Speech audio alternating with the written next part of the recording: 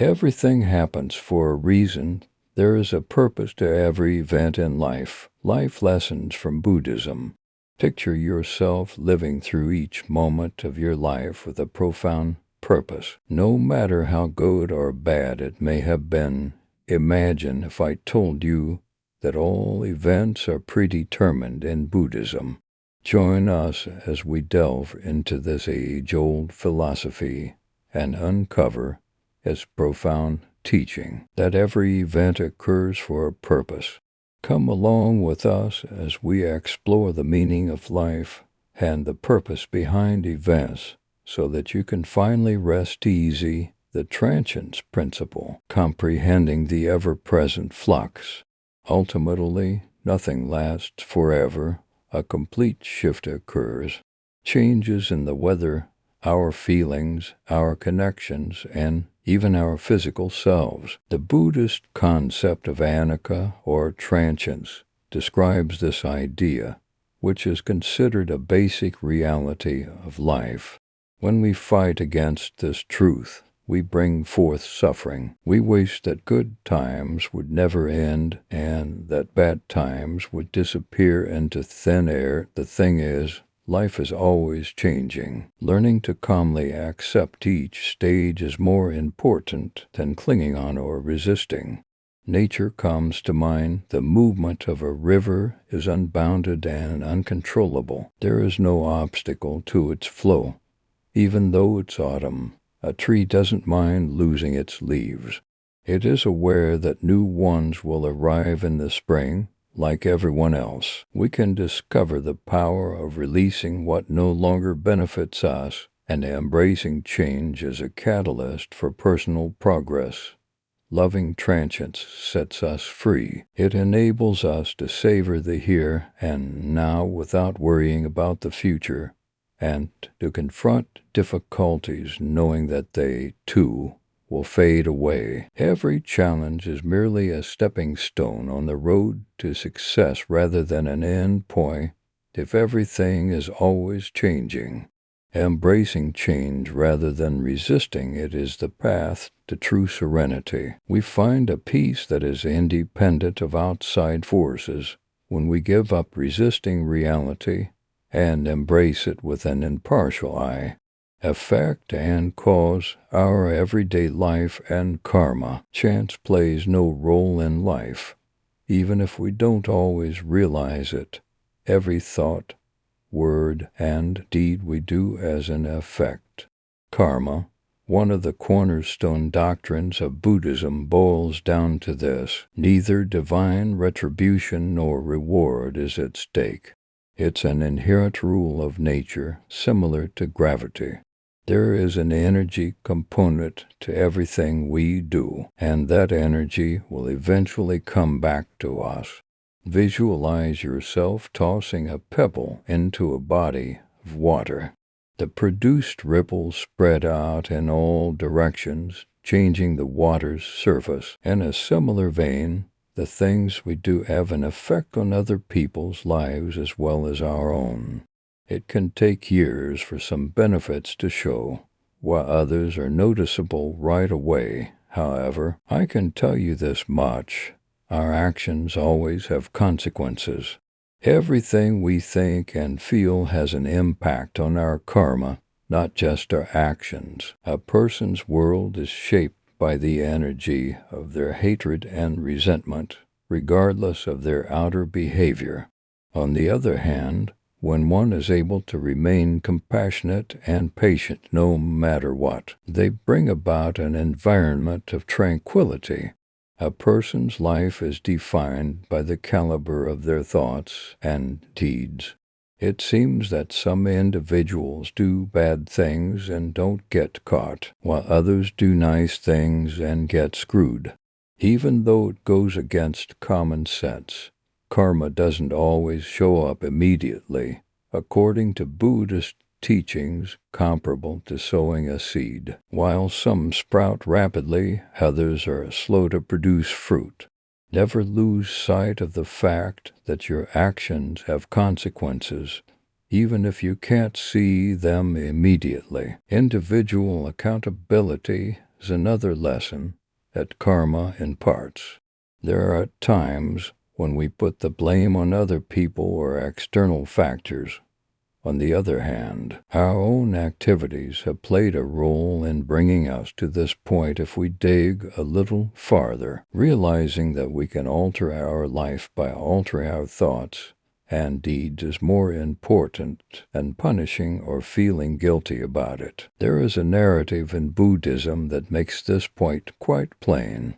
Some people appear to be born into affluence, while others do not. And a student of the teacher's wondered why this is the case. In response, the educator used a comparison.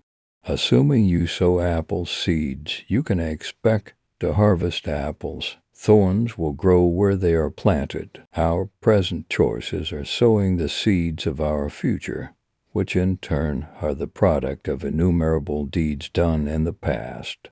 Fatalism and resignation are not what karma means. We have free will and may change our reality with each decision we make. We are not doomed to an inevitable fate. There is always a chance for us to learn from our mistakes and be more compassionate and wise in the future, even if we have caused harm to ourselves or others in the past. One can create karma in three primary ways: by thinking, by speaking, and by doing. All of these factors have an effect on us and the environment around us. Even a little hateful idea can grow into a vicious cycle of hurtful words and deeds if allowed to fester. But when we think about how much we are loved and grateful, our words and deeds change, and we bring peace into the world. Being more conscious of our karma and our day-to-day experiences is one of the many benefits of practicing mindfulness. It is possible to identify patterns that cause us to experience happiness or misery again and again if we are objective observers of our thoughts and behaviors. For instance, we tend to draw more conflict into our lives if we consistently respond to challenges with anger. Alternatively, we can interrupt that pattern and bring about a more peaceful reality by responding with composure and empathy. Keep in mind that karma has an effect on society as a whole, not just on our individual lives. Everywhere we go, from our homes to our neighborhoods to the entire planet, our choices have an impact. Living by the principles of kindness and compassion helps us personally and makes the world a better place for everyone. Intention is a crucial part of karma. Charity done out of the goodness of one's heart is far more valuable than charity done for one's own benefit. We produce various amounts of energy, regardless of whether the external action remains constant. That is why the importance of one's intentions is so stressed in Buddhist teachings. A person's identity is shaped by their life experiences and behaviors. None of us are defined by our past, though a fresh chance to sow positive seeds arises every day. No matter how many times we mess up, it will never matter. If we want to start over, we can. We can start with little adjustments if we wish to modify our karma, kindness, honesty, and selflessness, helping others around us without expecting anything in return are hallmarks of a compassionate person. These seemingly little actions can make a huge difference. Every little thing we do has the power to make a big difference, just like how a single drop of water may cause waves in a lake. We are the architects of our own life, as karma serves as a reminder. While it's true that we can't always prevent bad things from happening, we can have control over our reactions. A richer, more meaningful life may be ours via each choice we make. Rather of viewing ourselves as helpless victims, We may start to own up to our lives when we grasp the concept of cause and effect. Not only does this grant us greater control over our life, but it also enables us to live with a sense of calm and assurance. When we embrace karma, we can look at any situation, no matter how bad, as a chance to grow. We should not dwell on the question, why me? But rather consider what lessons we may glean from these experiences. When we adopt this outlook, we can turn any challenge into an opportunity to grow and gain insight into the world around us.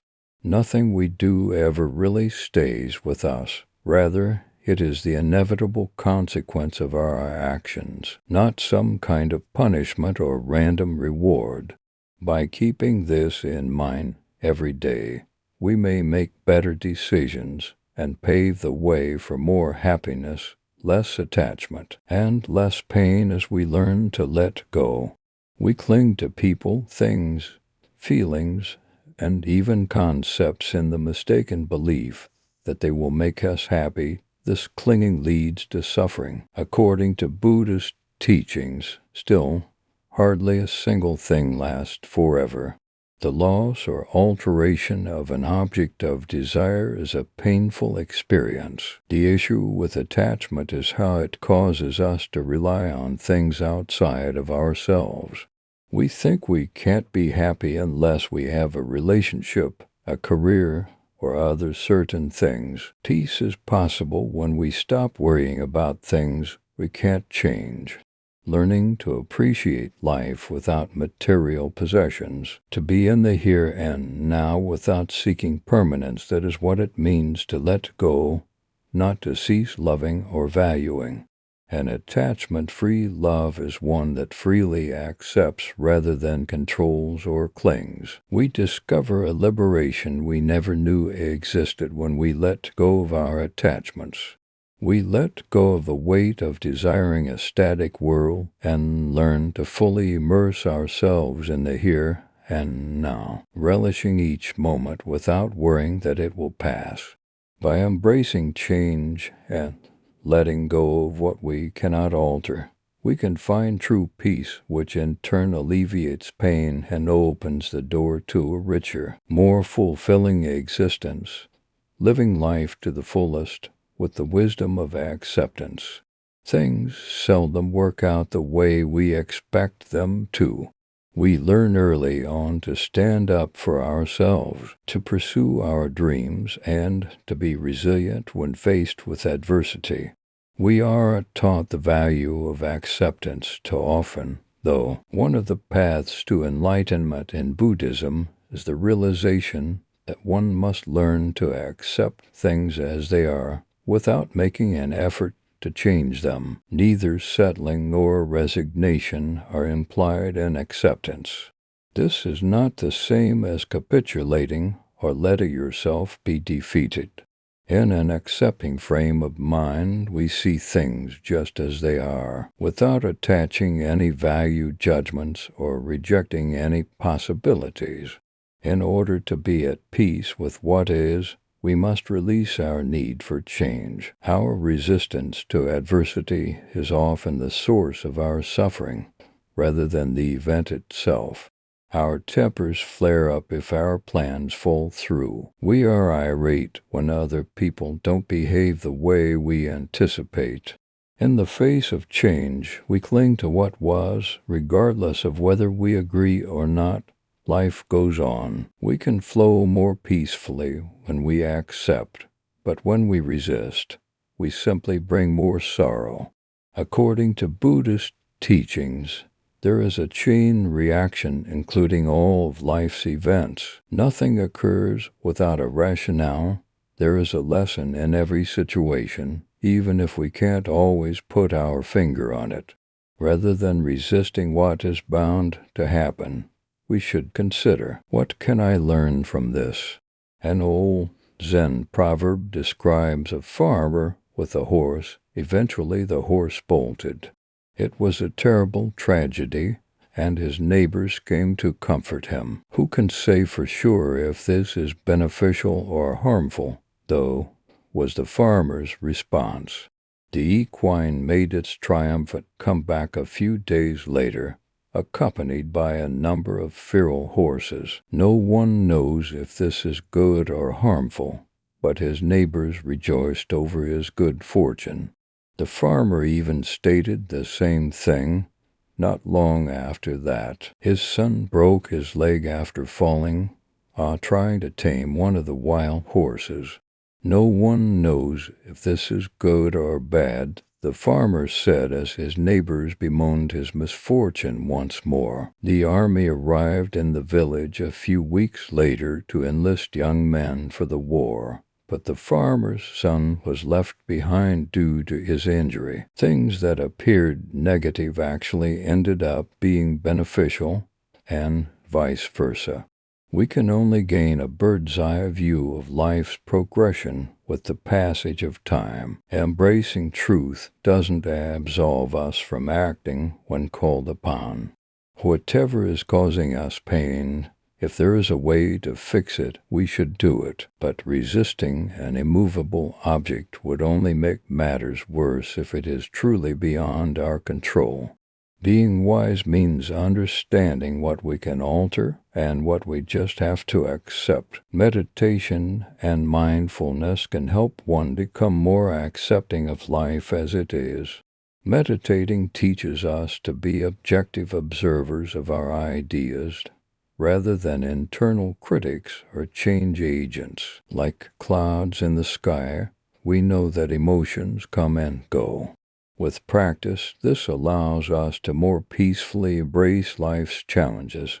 Embracing people just the way they are is a huge task. We put ourselves through hell sometimes just so other people will be nicer, more accepting, or behave the way we want them to. But everyone is unique, with their own set of experiences and lessons to learn.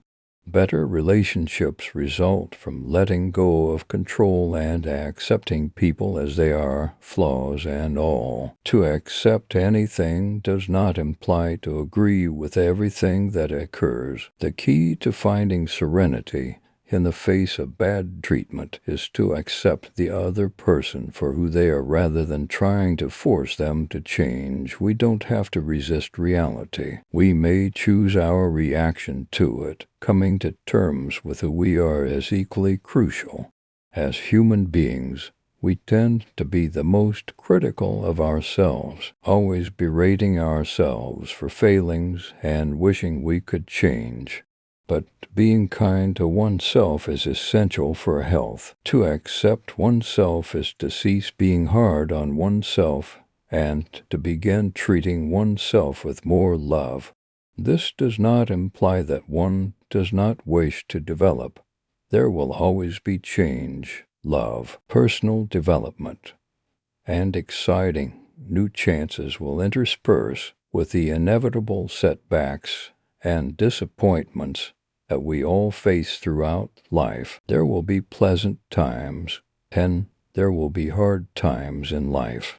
Peace that is unwavering is ours when we master the art of accepting both with equal calm. We can release the weight of resistance by embracing life in its current state. As a result, we are able to welcome each moment with appreciation and release the burden of perpetual striving. Happiness isn't found in being in charge of everything. It is found in going with the flow of whatever life throws at us. After we stop resisting reality, acceptance can be practiced every day. First, let's tackle the little stuff. Embracing traffic without becoming triggered. The weather will be rainy when we intend to go out, recognizing that everyone around us operates on their own schedule. As time goes on, this practice helps us be more resilient and composed when faced with life's inevitable upheavals. The key to liberation is not mastery, but rather the ability to go with the flow.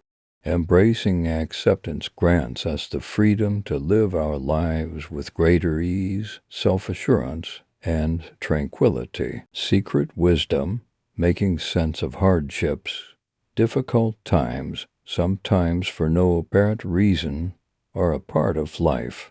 We face difficulties, setbacks, illnesses, disputes, and other similar events. There is a lesson in every challenge, even if we can't always see it coming. Reluctance, wrath, or depression are common responses when things don't work out the way we planned. But even at the worst of times, there is a lesson waiting to be found if we look closely enough. As long as we can learn to turn our pain into insight, nothing happens for no reason. The idea that all things are interrelated is central to Buddhism. Nothing occurs in a vacuum.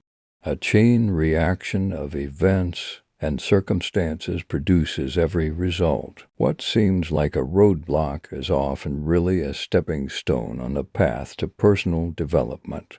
What we perceive as harm now may perhaps be paving the path for a greater good tomorrow. A follower of the Buddha discovered a caterpillar battling to emerge from its cocoon in a Buddhist tale. He decided to lend a hand by opening the cocoon with his bare hands after witnessing its struggle. But the newly emerged butterfly was unable to soar because they were reinforced by the effort to come out of the cocoon. Its wings hadn't fully matured. Similarly, it is by overcoming adversity that we acquire the character traits essential to advancing in life. As long as we are receptive, pain can serve as a teacher. We are compelled to reflect, inquire, and evolve as a result. It allows us to see where we fall short and provides a chance to improve. You can choose to wallow in misery or use it to propel yourself toward personal growth. With every difficulty you encounter, life isn't always a bed of roses, but it's always a garden of learning opportunities. Breakups can teach us the importance of standing on our own feet. It might be time to change our career trajectory if we experience a setback. Taking care of one's physical and mental health can be emphasized when faced with a health issue. Keeping an open mind and heart allows us to learn anything. The meaning behind a challenge often becomes clear only after some time has passed. We never know when the worst-case scenario might really be the most advantageous opportunity we've ever encountered. The key is to let go of gripes and hopelessness and have faith that there is a purpose to everything, even if we can't see it. Every event can be viewed as a chance for personal development. According to Buddhist teachings, the storm is teaching us something. So instead of hating it, we should try to understand it. Is it indicating that we should be more patient? Are we able to release our grip on it? Does it make us more resilient to future challenges? Opposition to pain is common in the human mind. As soon as feasible, we would want to do away with it, disregard it, or ignore it entirely. Pain, however, can change us if we confront it with mindfulness. Like fire, it removes impurities from gold, bringing out its inherent beauty. When we experience pain, it may serve as a reminder that we have some personal growth to do. An opportunity to boost our self-esteem may present itself in the form of constructive criticism that hits us hard. Maybe we need to learn how to let go with love if we're absolutely crushed by a loss. Every hurtful feeling reveals a hidden part of ourselves that requires exploration and healing. Admitting defeat is not the same as accepting hardship. It means we should view them as guides and mentors on our journey. Any difficulty we face has the potential to either hinder our progress or propel us forward. What we take away from them is entirely dependent on how we choose to see them. Reflecting on our most challenging experiences and writing down the lessons we've learned from them can be a beneficial practice. Perhaps we'll find that those difficulties helped us grow wiser, more compassionate, or more resilient when viewed through the prism of growth. Even the most tragic circumstances can serve a higher purpose. We are better able to deal with adversity when we believe that everything happens for a reason. We should stop asking, "Why me?" Why don't we inquire? Rather than becoming mired in misery, we can modify our relationship with suffering by adopting a new outlook. Lessons in life are seldom simple, but they are priceless nonetheless. No matter how challenging an event may be, it always serves to prepare us for a larger challenge. Rather than dreading them, we may begin to welcome them as necessary steps in our personal growth. When we shift our perspective to view obstacles as opportunities, effort is the only constant. There is a window of opportunity for growth in any challenging situation. All we need is the guts to cross it. Living mindfully in the now, the mind of a human being has a propensity to flit between the here and now and thoughts for the future. We look back with wistfulness or sadness at what has passed, and forward with anticipation or worrying at what lies ahead. The current moment, the only one that really matters, is seldom our whole attention. Mindfulness is a Buddhist technique that teaches us to be fully present in the here and now, unperturbed by thoughts or other external stimuli. Thinking about the past causes us to relive painful memories or hold on to things that have long since passed. Anxieties over what might or might not happen in the future is a waste of mental energy. The only time we have to act, feel, and live life to the fullest is right now, however, because there is no other true moment. Being mindful is about more than just meditating as a way of life. It is being completely present in whatever activity we do, free from the influence of habitual ideas, is what it entails. Instead of eating hastily without paying attention, a mindful eater enjoys every mouthful. When we listen to someone with our whole attention, we let go of our thoughts about what to say next.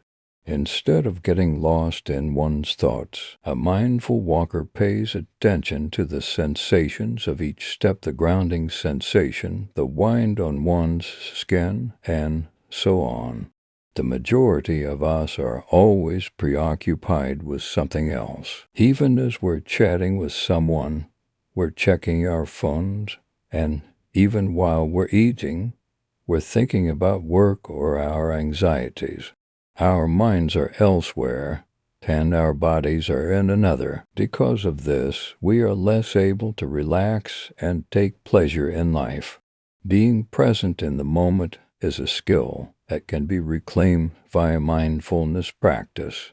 According to Buddhist teachings, the mind is like a monkey, constantly racing from one idea to another. You may teach that monkey to be more relaxed and in the here and now by practicing meditation. Although it may be challenging at first, with practice we learn to monitor our thoughts and focus only on those that we want to focus on. Concentrating on the inhalation and exhalation of air without attempting to regulate it is a simple way to practice mindfulness. When thoughts stray, just bring your attention back to your breathing. Practicing mindfulness in this way is a great way to improve our focus and attention span. The goal of practicing mindfulness is not to rid ourselves of thoughts entirely, but rather to become more attuned observers of our thoughts rather than dwelling on them. Picture yourself staring up into the sky with your thoughts floating like clouds. You shouldn't cling to or attempt to erase any of them. Just keep an eye on them and release them. Many of our concerns turn out to be unwarranted when we practice mindfulness in our daily lives. When our minds dwell on the past or the future, we invite misery into our lives. However, a tranquility that is independent of other forces can be ours when we firmly plant our feet in the here and now. Being mindful also aids in responding appropriately rather than reactively. The emotions of wrath, fear, or irritation can lead us to act rashly. However, when we are fully present, we are free to decide for ourselves how to react to any given circumstance. Rather than behaving impulsively, we can exercise greater composure and discernment. Every moment is a chance to awaken. According to Buddhist teachings, mindfulness training doesn't require an isolated setting or a retreat. Whether it's washing our hands, sipping tea, or enjoying the sound of birdsong, we can incorporate it into our everyday lives. Every moment of this life is precious if we can learn to seize it as it unfolds. A lot of people look for happiness like it's something they'll get to someday when they attain the job of their dreams, beat the one, or accomplish a long-term objective. To be happy, though, is to focus on the here and now, not on what lies ahead. We will never stop striving for the seemingly impossible unless we train ourselves to live in the here and now. The practice of mindfulness in daily life opens our eyes to the wonders that surround us. It enables us to savor the minute particulars that we otherwise disregard. It establishes a more profound bond between ourselves and our own being. Problems will still arise, but at least now we can see them more clearly and tackle them head-on, free from internal conflict. Mindfulness training can be incorporated into every aspect of our lives at any given moment. First things first, take a few deep breaths as soon as you open your eyes. Pay close attention to the people around you and be grateful for every bite you take. As time goes on, this becomes second nature and completely changes our lifestyle. Finding calm in the midst of storms is possible via the practice of mindfulness, which is more than just a theory. The lesson is that we can't live in the past or the future, but only in the present now, and as we learn to be fully present, we find that joy is not something we have to seek out, but rather something we can feel right now, and that this shifts our perspective from suffering to enlightenment. Our thoughts have the power to either help us or hinder us. What really matters is not the events themselves, but how we choose to see them. According to Buddhist teachings, a life-changing skill is the ability to watch one's thoughts without letting them control one. For the most part, we reply mechanically, failing to recognize that we are always given the opportunity to choose our response. Train your mind to live more clearly and serenely by meditating and observing yourself. This will help you quit acting on impulse. It's more important to comprehend suffering than to eradicate it. You can grow from any challenging emotion.